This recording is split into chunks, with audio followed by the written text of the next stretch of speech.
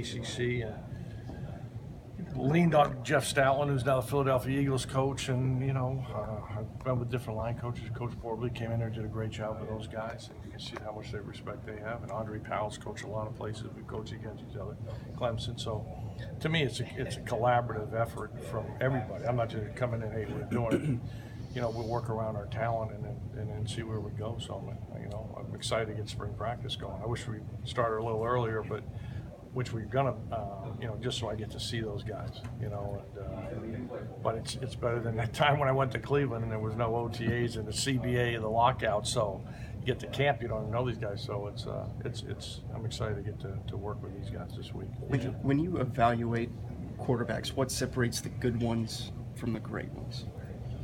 Well, I think the guy has to win, and at every level. If the guy doesn't win, then the coach usually doesn't have a job, and if he can't win in high school, then I don't know if he's going to win in college or win in that one.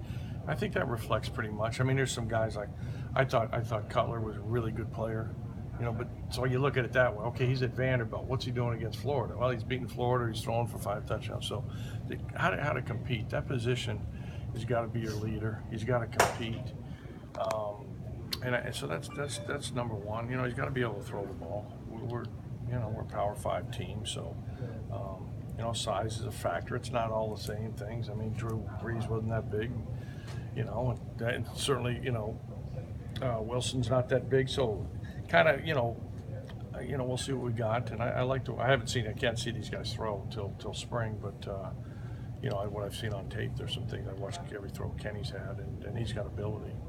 What was your first meeting like with Kenny? We just talked. He was in the interview. Those guys were in the interview, and that impressed me. When I got here, kind of like, Pat, come on in, and I came in and sat with those guys. And the first thing I said, well, what do we need to do to get Clemson? Coach, we're not that far away.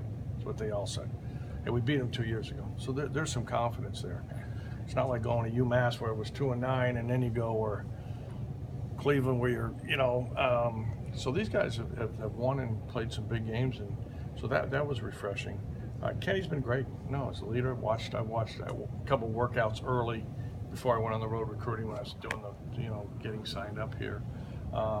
So he's been great. We texted a few things that way on the install, and all the quarterbacks have done that. That's what I like. If they've got an install, hey, and they've texted and say, what's this mean? What's this mean? So we'll get with them as the weeks progress. With the 8-hour rule here, so we're starting to get a little more time with them football-wise.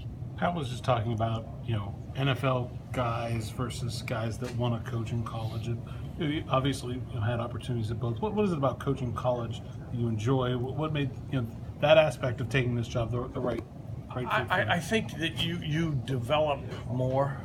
Now, I was really lucky to have been as a rookie, but after you get a guy a few years at that level, there's more maintenance, and they know what. You're getting a young guy, and you can see them transition a little bit. I've seen, Davis Bevel when we met here, and he was in just the 3 weeks, I've seen him grow up a little bit, watched him his first workout, then I watched him the other morning. So I think there's a much larger growth level. And the thing that I really learned going to the Steelers was we'd had success offensively in the times beforehand, and I think it was 16 years as a head coach. But I didn't challenge the guys as much mentally, and I was challenged coming to the National Football League in the next building. And so I've kind of taken that to our guys. When I went to Miami, you want to go to the NFL, here's what you got to know. And you've got to learn more schemes, and you've got to understand that these things, you've got to work at night in between your studies. So that I think has really helped develop. And, you can say UMass, but Tajay Sharp led the country in receiving, 111 catches, and in the 5th round he starts for the Titans. Andy Isabella was a guy who had no scholarships. We were in 4 years, he led the country this year. So Adam Brenneman was a guy that caught 15, 16 passes, caught 106 at Penn State, caught 160, but challenged those guys with an NFL type system. And we're selling that recruiting. We want to get, you got a guy like, hey, all the greatest players that ever played a game have played here. Dan Marino, Tony Fitz, I know Larry Fitzgerald, I see him in Arizona. I mean, so we're going to try to sell that to our recruits in the next level, and certainly the first thing is to get these things going in the spring. What makes Pittsburgh and Pitt so unique? I mean, it's a city of champions. I mean, it is really, Football's important here. You know, I was lucky that the Steelers asked me to come here, and the Rooney family and Bill, and really lucky my kids got to play here. And then my wife from Canada is a tremendous person, but I kind of told us we got to get out of Western Massachusetts for our kids to play at a level where they could go on, and she found that out early, you know, here. So so they consider Pittsburgh home, and it's a unique place. I've been everywhere in the country, but football is really important. High school football is important. Steelers are important. Pitt's important, and I saw that when I was here. I did the on Memorial Day weekend. I remember my first weekend here on that Monday. Coach Cowher asked me, "Hey, anybody want to do a high school clinic at the Steelers?" And usually, if you're in New England, it might 10 people show up, but the place was jammed, and I was a rookie coach, and that really started. I did it every year, so it's important, and the people are great. The little time I got stuck in Newark, I was really disappointed because I had about 6, 7 high schools I was going to see. In Pittsburgh, I wanted to just see the guys, and like Coach Pat said, when you're a head coach, which I was at UMass, you never got out much. And then I came back last week and saw a bunch. Unfortunately, the snow hit. In a lot of places in the country, oh no, I'm off. I met most of the coaches, came to the high school, said, yeah, coach, I want to see you. So there's just I think a real bond in this area. Then they develop great players and great kids, and it's important. It's important to the families. And my son went here as a true freshman before he transferred and played for me in Miami. So they're just all positives here. Did any of those local coaches remember you? I mean, obviously it was a while ago now since you were here. Well, with they the acted like Steelers, they did, but but I acted like I knew them too. Sure. So you know, I wasn't just sure if there part were of the game. any You know, connections or contacts made back then. No, I mean, here it's proud to wear the Super Bowl ring, so I wear that in recruiting, so that's always an asset. So. Mark, were you looking? I know you sort of talked about how you're playing golf, and you said you can play. But were you looking for a job? You've been coaching for a long time, and didn't maybe end the way you wanted at your last stop. I didn't know if you wanted a break, if you were looking for a break before. That was a mutual. I went back to UMass. The alums wanted me back, and they're great people. But there's got to be a level playing field. It just was, you got to win some, and which we did. We were 8-8 the last 8 games before I played.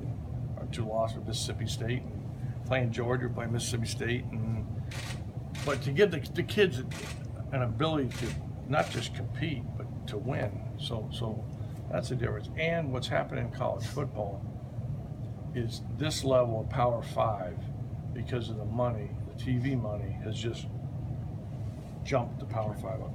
I was here when my son was a GA. This room wasn't here.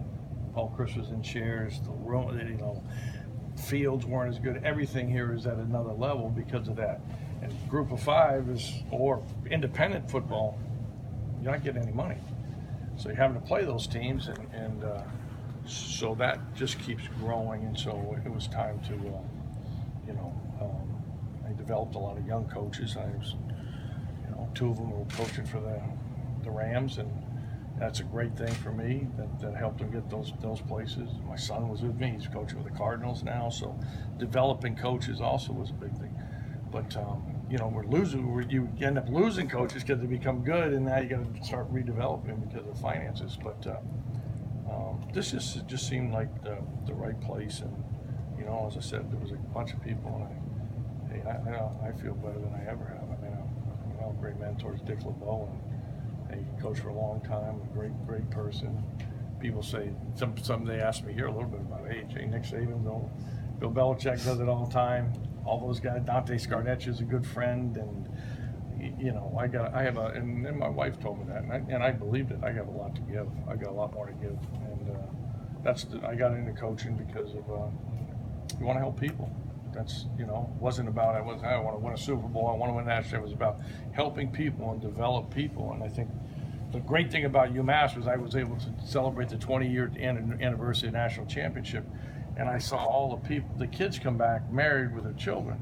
But what really struck me was their parents came back, and the effect you could have on a family for its life. That's what was really broadening to me, and we're going to try to do the same thing here. Is championships bring people together. No matter who I see from the Steelers, there's a respect, and across the country, or NFL and the things that happen in the NFL that I can bring to these guys that all want to try to get to that level. So it's a really good fit right now. Plus, all those guys you mentioned are younger or older than you. Belichick. Yeah, they're all old. You know, Yeah. Dick LeBeau was like, you know, LeBeau, I obviously, mean, yeah. you know, and I talked to Dick 2 nights ago or that way, and when he was with the Titans and Tajay was down there, we go out, we see each other, go play golf, talking all night, and the next morning. So there's the game gives you energy, and as I said, I just in the 2 weeks here, I've grown as a coach. You learn a lot from Coach Borbley and the way Coach Pat does some things, and everybody else. So, and I have a lot to give also to these kids. They're hungry, and you know, he's done a great job. There's a lot of character here. The kids like to be here. Another reason is, you know, we don't have classes till the afternoon. When I coached at Brown, when I coached at UMass, that's 20 years, 16 years. I never had all the students there. You know, if a kid wanted to be a dentist, then I let him be a dentist. You know, but at this level, you got them all there, and so the discipline factor, and you get, you know, time-wise, and then that's an important piece of what's happening in college football. So, and I think you have to have a balance. The one thing is they're here all summer and everything else, and you know, and I think, you know, certainly the way the kids look at Coach Pat and the coaching staff here, it's really, really positive. You coached against, we did both. You coached against Pat Narduzzi as a linebacker and Pat Narduzzi as a coach. What was more difficult? Well, this guy's always played hard. He believes in what he's doing. That's the first thing. There's a tremendous amount of respect. And then schematically always came up with something. And that goes back to when was it first? Probably 1996 maybe at Brown or something like that.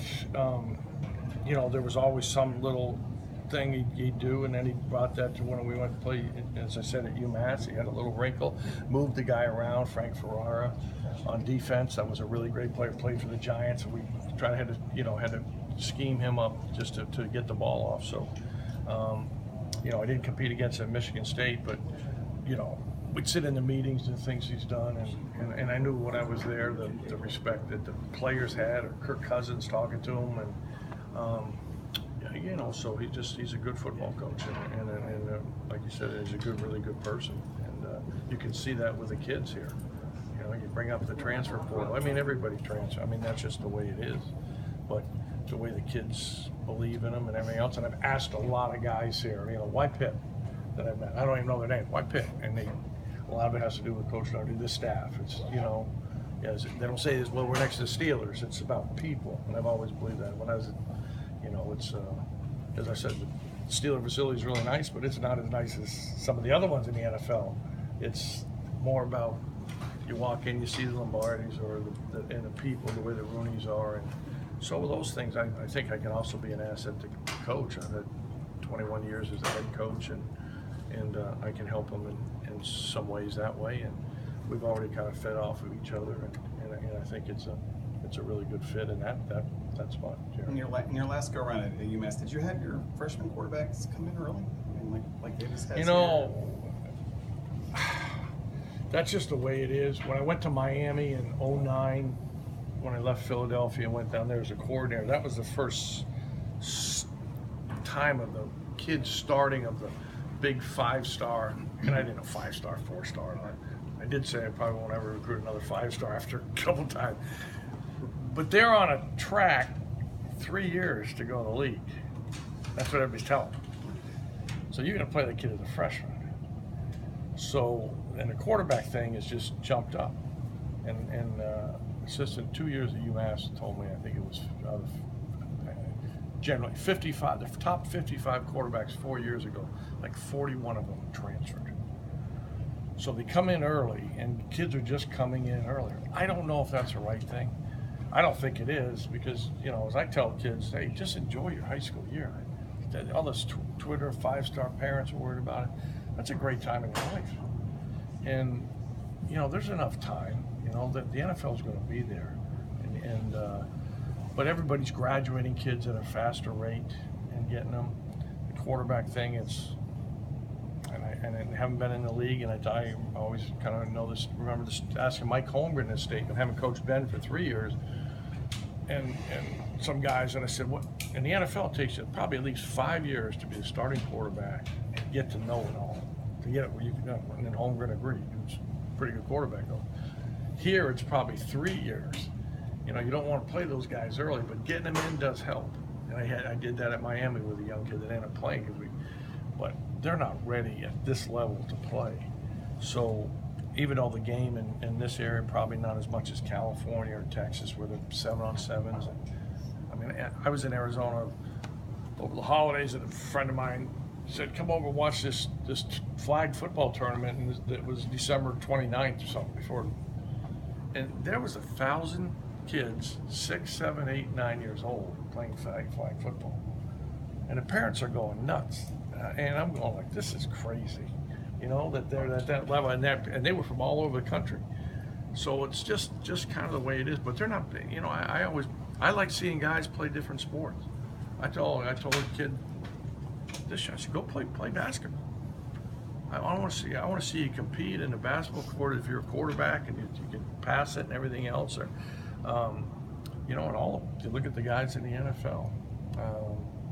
You know, I've always asked every place I've been in the NFL, I always ask the guy, hey, Hines, why'd you go to Georgia? Jerome, why'd you go? Why Ben? Why'd you go to Miami? To find out the recruiting thing, and you know, so the story is that's just kind of the way it is. But I think I tell them, just slow down. I tell the guys, you think the NFL is the answer? It's good and bad. You know, it's good and bad. So you make sure you do the right things here and everything else, and get your degree. And I've seen a lot of guys walk out of the building that, you know, have had problems. Guys with you know, it's we'll see with Davis. It'll make a difference, but you know, you'd like to have a timeline that you're not going to have to play him. But you know, we never expected Ben to play until Tommy got hurt. So it was like, oh, okay, yeah, okay. I wasn't really ready for it, you know. Thank God Ben was more ready than I was, but you know, in this day and age, I think the game is faster. I got 2 quarterbacks hurt last year, and a lot of times I haven't had guys on turf. I think the injury factors is so you need some depth, and I've kind of changed. So when I went back to UMass after Cleveland and Miami, looking at, well, in Miami I lost a quarterback second. I had to play Stephen Morris as a true freshman, and I didn't have him prepared well enough. So the way I kind of prepare the quarterbacks in practice, I think, is much better where they're getting more reps. In the NFL, that second guy doesn't get reps, and that kind of goes back. Ben wasn't really ready to play, but was a great player. And is how do you get that second and third guy ability to function in the game level and win with them? And so I think that experience will help these young guys as we go, and what we're doing in the, you know, afterwards and things that way. And Coach Woody's with me, and he's dealt with quarterbacks, knows what I'm like. And if I'm busy in a meeting, I'm with Coach Pat, then they can ask questions. So I think there's some really good knowledge in our room that'll help those guys.